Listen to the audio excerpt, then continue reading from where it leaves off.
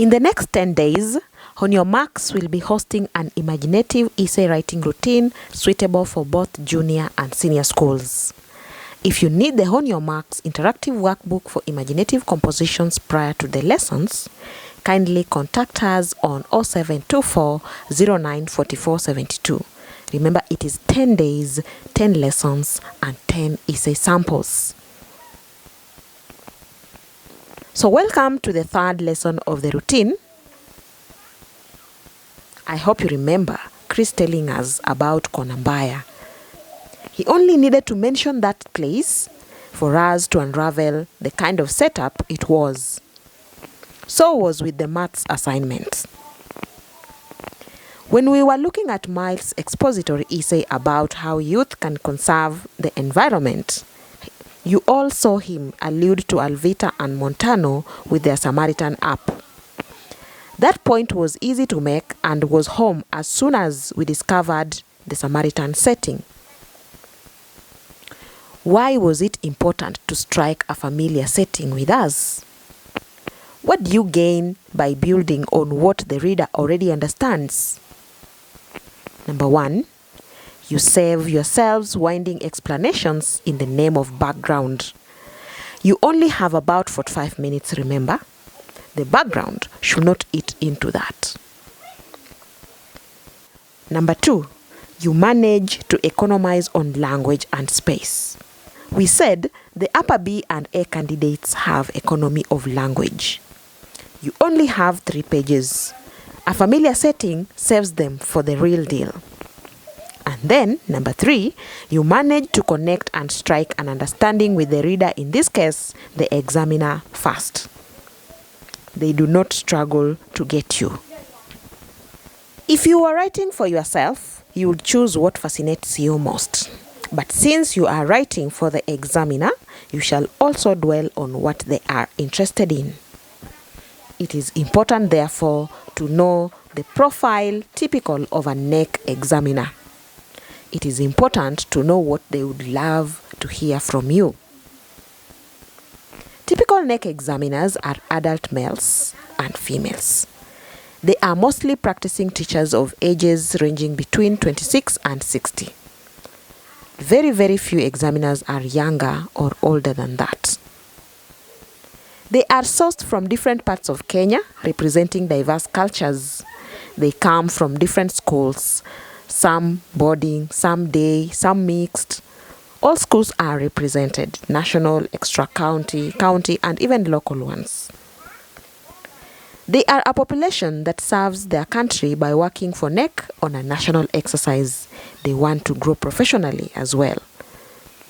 They also want to enrich their classroom experiences and, by extension, their students. Some want to kill time. The long holiday may be too long. Most importantly, all of them are out to make some money. They want to mark the highest number of scripts to fetch the highest possible amount NEC can offer. What kind of subjects will provide contexts familiar to such a lot? You might know the subjects because they speak about them or even practice during your classroom experiences. You could be living with some of them because they are your parents, uncles and aunts, siblings, or even other close relatives. You know what interests them. You can tell what they already know. I am thinking of some topics already on number 1, the basics they have mastered. Number 2, seasonal events. Number 3, political, social, or religious events. Number 4, cultural practices. And even trending topics as our number 5. Let's explore each of these subjects I have just mentioned, starting with the basics they have mastered. How many times have you heard about the parable of the Good Samaritan? Did you have to read about it in John Lara's The Samaritan for you to recognize it? The examiner or the teacher is familiar with that context from the word go. He or she may not have the details, but they have heard about it before and a context with it as a background. they will understand quite well. I read a composition about boys who, after a chemistry practical, sneaked back into the lab to unearth what they thought the teacher was hiding from them. The experiment had been about the reaction of potassium in water, I think. Instead of using just a small piece of potassium, the boys took a big chunk of it. Well, I might not know the nitty-gritties of that reaction, but it's a familiar context. It was one of the compositions that really interested me. Apart from the basics they have mastered, we can also look at the seasonal events. What seasonal events can give us a familiar background? Seasonal events are events that occur yearly, some even more than once in a year. They come in editions and nobody can claim to have missed out on them, especially with the social media hype that accompanies them. Think of sports leagues and safari rallies. Think of religious festivals like the Lent period. Some of these are as outrageous as men's conference. Whether the conference is an imaginary, virtual, or physical event, the social media hype around it is usually insanely mad and so real. One other student wrote that he had been warned against picking his father's calls whenever he wasn't around, severally. That day, while the father is taking a shower, he receives a call. The boy picks up as usual, and the caller is female. While having breakfast, the call comes through again, and the father realizes that the boy had picked his calls once again. The boy's mother, who was still in the kitchen all along, joins them at the table just in time when the duo are engaged in blame game. When she asks what the matter is, the boy is quick to mention that a woman called. Definitely, the mother quarrelsomely demands for an explanation. By the time the father clears up the issue, he tells the boy he has already reserved the front seat for him in the upcoming men's conference. Hilarious, isn't it? Do you notice how the candidate, by just mentioning men's conference, explains that the father sat the boy down and cautioned him about personal space one more time. But this time round, the boy must have listened because he witnessed that his actions and utterances nearly ruined the peace between his parents. Our composition today, another masterpiece, will be on the third subject I wish to explore, and that is political, social, and religious events. There are some political events that take a toll on everyone. Politics can be so emotive, and so while at it, be liberal and sensitive. Like right now, we just lost enigmatic Baba. Such a context can lead you to many sweet, touching stories. You will not need a lot of explaining to do because they are familiar. You can reserve, therefore, all that time and space for the best part of your composition. The political event becomes your background. Because I will dwell on this in Eric's composition, let me not go any further. We have also said that some familiar backgrounds can be global issues like climate change, COVID-19, post-COVID-19, cryptocurrency influence, terrorism, and energy crunch, among others. Notice that these subjects require a lot of fact-finding. Most of the topics on global issues thrive in expository essays where you need to be factual. Candidates who can pull this off best are well-read and open-minded. They are abreast with what is happening around the world and not just in their country, not just in their school, not just in their village. But you shall not reserve global issues for expository essays only. They are rich backgrounds for all sorts of stories too. Let's take COVID-19 for instance. The coronavirus pandemic did not just take jobs and material things from people. It took lives and, most importantly, human dignity. Do you understand what it means to be quarantined? You can manage to isolate yourself, to stay away from the people you love in order to keep them safe. What of the other way around? What if the people you love, the people whose safety is your first priority, what if they isolate you, stay away from you because you are sick? That you will make them sick? Can you stand that? Quarantine brought about misery to very many people. The initial stages of coronavirus pandemic were such a nightmare.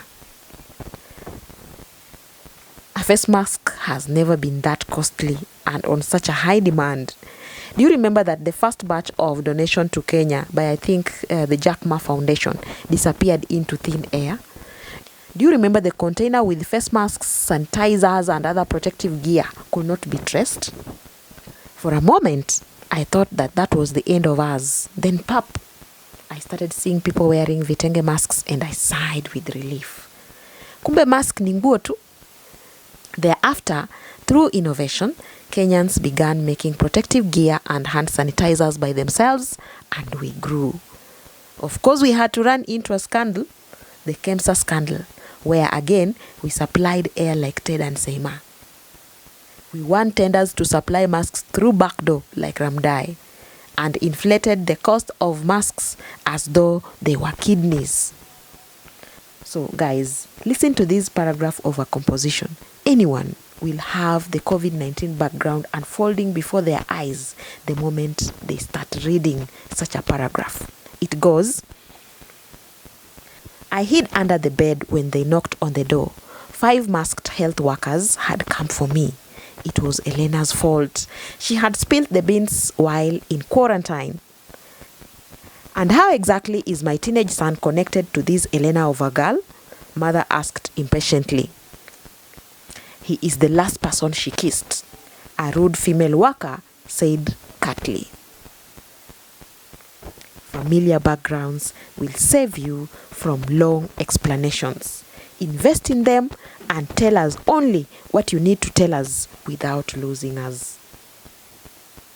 Before we go back to the political issues and the excellent essay I promised, let's look at how to captivate on trending topics as well.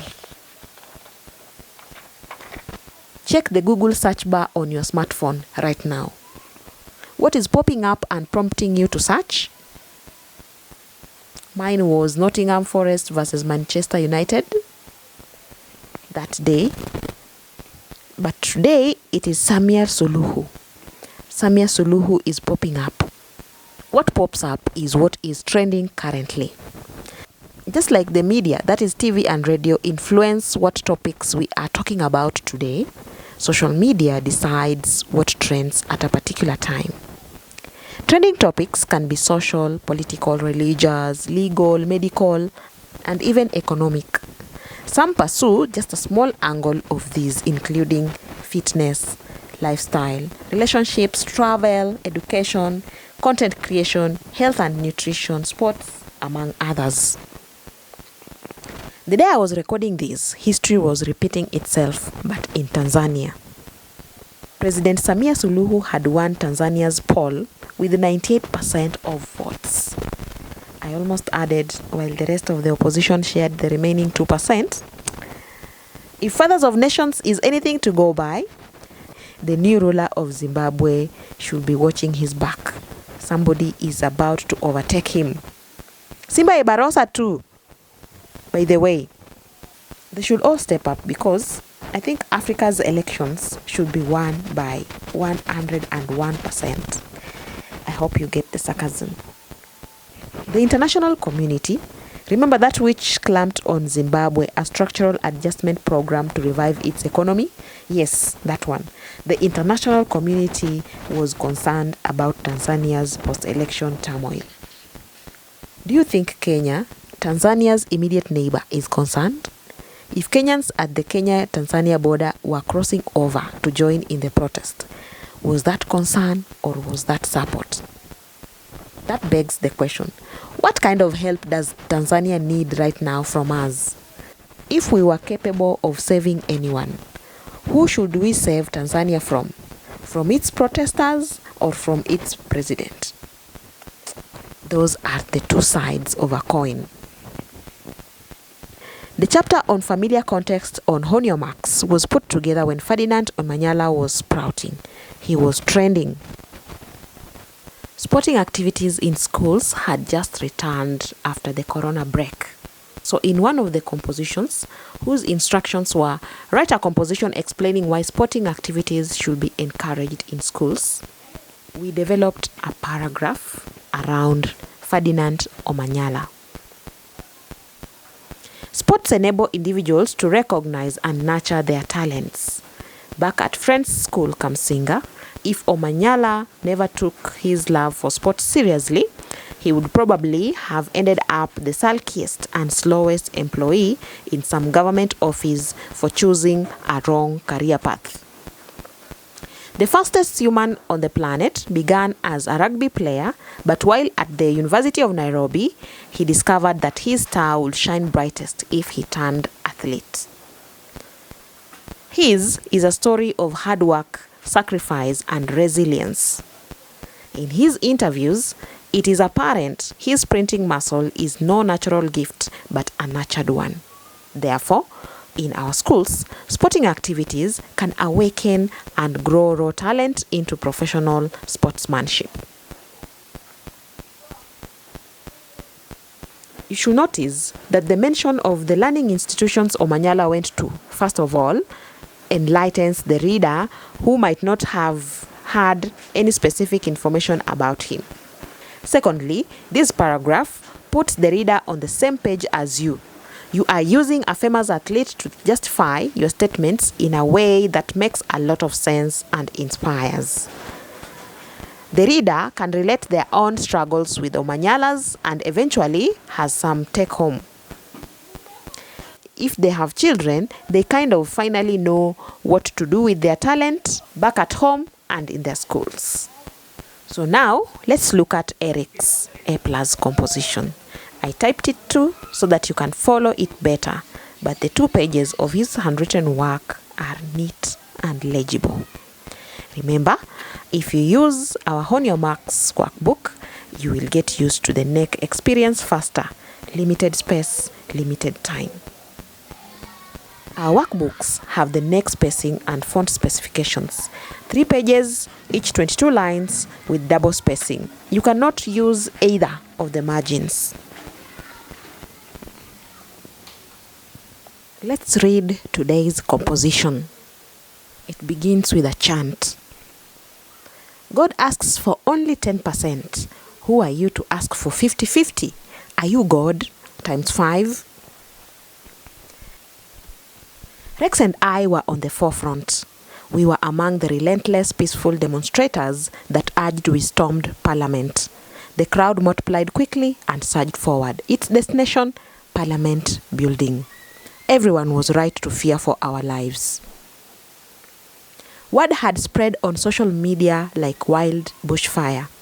Occupy Parliament was the trending hashtag, and red, green, black, and white, the colors of the day. Only Gen Z followed keenly. Our social media messages were highly coded. It will be a revolution. The country was in the dark, busy following only the finance bill proceedings inside Parliament. The couch potatoes could sit and relax. We would fight for them and ensure that the bill did not see the light of the day. Had taxes not hit a high in Kenya? Were we not importing even the most basic of commodities locally available? Taxpayers were angry. Gen Z angriest. That day, even the anti-riot police unit found us hilarious. We were dangerous. They had underestimated us. The date was 20th June 2024 and the time 11:30 a.m. Before anyone said Jack Robinson, we were invading Parliament building that was supposed to be heavily guarded. Panic-stricken police aimed and shot at us. Tragedy. Rex was among the first to fall. My conscience jolted. The crowd still pushed me forward even as more youth fell. The police were overpowered. Amid tear gas, gunshots, and scampering dumbfounded MPs, irate youth stormed Parliament and turned it upside down in seconds. The fortress that was supposed to be impenetrable was looted and left in disarray. Having broken away from the frenzy finally, I called my parents as I rushed to check on Rex. Lifeless lay his body in a pool of blood. I puked at the horrifying sight. Fresh human blood reeked. I regretted leaving home. I regretted fetching Rex Masai from his house. What was I going to tell his parents? And may his soul rest in peace. Can you write another captivating composition? Which items would you merit if you were the examiner in Eric's composition? There are all kinds of good use of words, phrases, and sentences. Did you spot rhetorical questions? Did you see an inversion? At this juncture, I would like to take you through how Eric's work can be marked. If it were in a NEC exam, what would have happened? In our second lesson, we had said that the more the merit ticks, the higher the range of marks you fetch. Let us begin with the chant. God asks for only 10%. Who are you to ask for 50-50? Are you God times 5? Tick on 50-50, good use of vocabulary. Then the entire chant should be merited because of the humor that comes with it. Rex and I were on the forefront. Tick forefront, good use of vocabulary. We were among the relentless, peaceful demonstrators that urged we stormed Parliament. Tick on relentless, good use of vocabulary. Tick on peaceful demonstrators, good use of register, that is appropriate register. Remember, we are talking about political instability here. Eric focused on political instability. Urged, good use of vocabulary. Stormed Parliament, good use of idiomatic expression. The crowd multiplied, that is figurative. Tick on multiplied. Quickly and surged forward. Phrasal verb, surge forward. Tick, should be merited. Its destination, tick on destination, good use of vocabulary. Parliament building. Everyone was right to fear for our lives. A clean, short sentence. Tick at the end of it. Word had spread on social media like wild bushfire. Tick on word, good use of vocabulary. Then we shall merit the simile because we said figurative language is always merited. It adds flavor to your composition. Occupy Parliament was the trending hashtag, and red, green, black, and white the colors of the day. Trending hashtag, tick appropriate register pertaining to internet and social media things. Red, green, black, and white, those are colors of the national flag of Kenya. So it means that they have been used figuratively. Tick at the end of that word, white. Only Gen Z followed keenly. Tick on appropriate register. Followed here means not physically, but that trending hashtag. Social media messages were highly coded. Tick on highly coded, good use of register. It will be a revolution, a good sentence, a short sentence. Tick for that. But then even revolution is appropriate register pertaining to the peaceful demonstrations, the political instability that Eric has alluded to in his composition. The country was in the dark. Tick idiomatic. Busy following only the finance bill proceedings inside Parliament. The couch potatoes could sit and relax. Tick on couch potatoes. These are people who just like to watch TV and do nothing. We would fight for them and ensure the bill did not see the light of the day. Did not see the light of the day should be merited because it is good use of idiomatic expression. Look at the series of rhetorical questions that Eric uses thereafter. Had taxes not hit a high in Kenya? Were we not importing even the most basic of commodities locally available?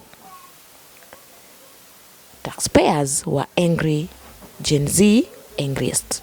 You can see how the change of tone from those rhetorical questions, making it sound nice. So tick at the end of that sentence. That day, even the anti-riot police unit found us hilarious. Tick on founders, idiomatic expression, then hilarious, good use of vocabulary. We were dangerous. Tick, a good short sentence. They had underestimated us.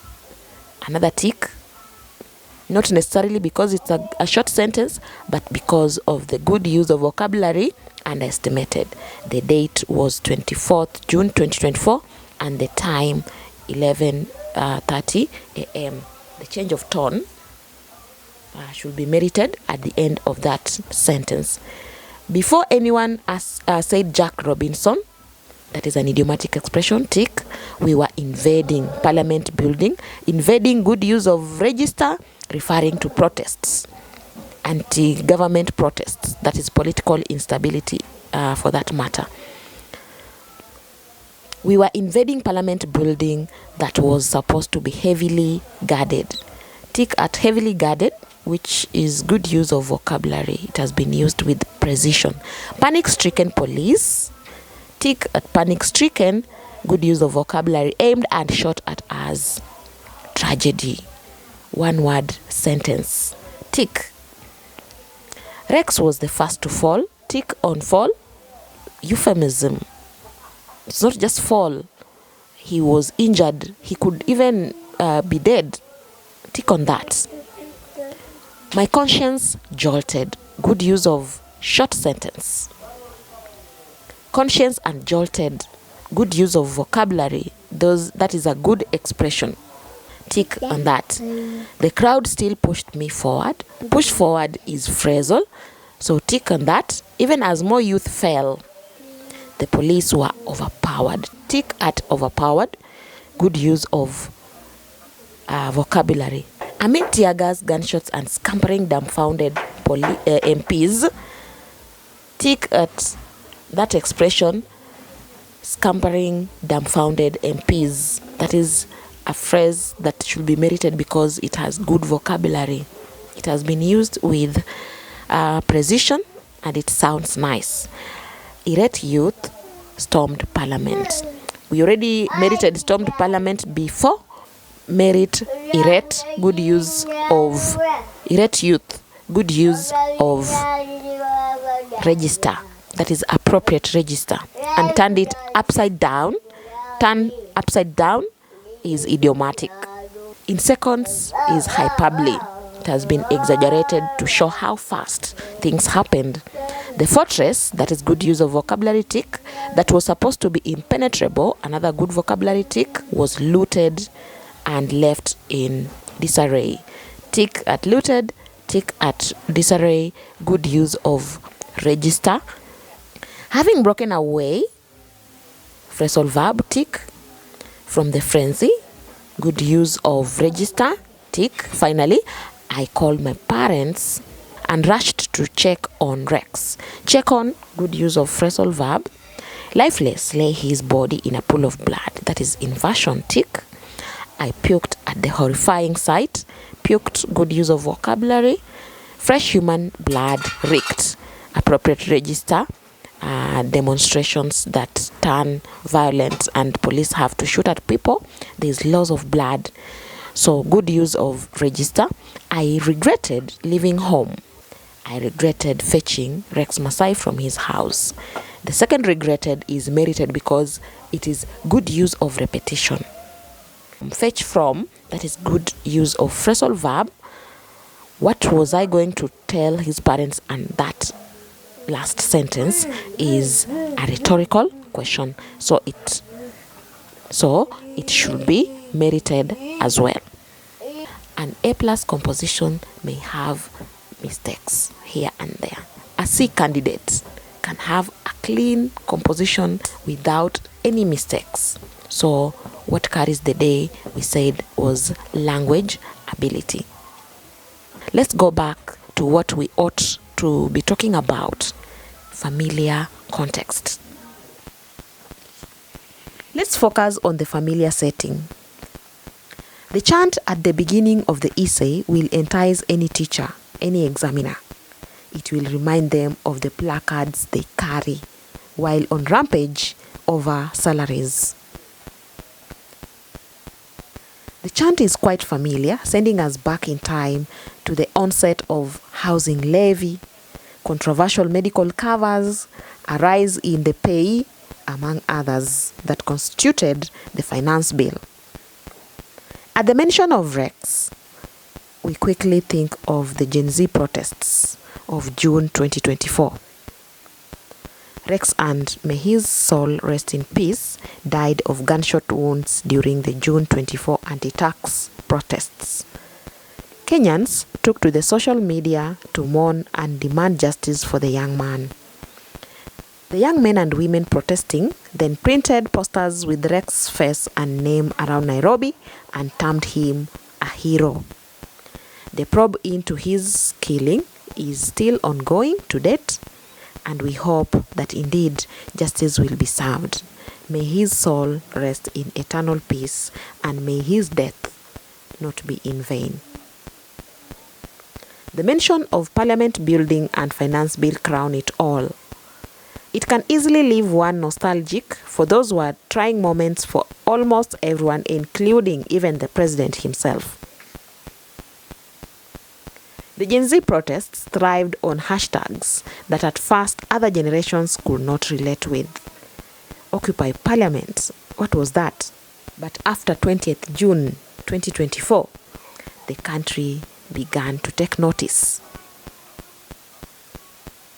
Nobody except the Gen Z saw this coming, that our parliament could be invaded on such a crucial day when everyone was in fact watching.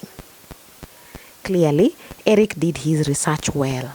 His choice of a familiar background gives him an advantage. He can leave out a lot of details, yet the reader will still follow. His context is also quite emotional and affects everyone. Cleverly, he begins on a light note. It sounds like a joke, but eventually the theme of death suffices. With that familiar context, Eric can connect with any Kenyan. That is why I keep reminding you that if your time and space are limited, choose a context that can shed some background on your essay without you having to explain so much. That way, you can concentrate fully on exactly what you wanted to say. The background is obvious.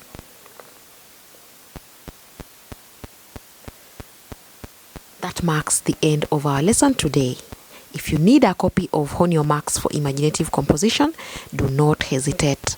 0724 0944 72 is the number to call or WhatsApp.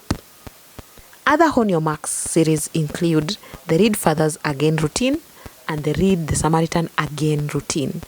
Both can help you read extensively and intensively, the two set books. You will never have issues with details. Also, our workbooks have spaces next specified for you to practice essay writing. For more details, remember to call or WhatsApp 0724 0944 72. At Hone Your Marks, we are rethinking our approaches to English. Get a copy and start studying the honest way.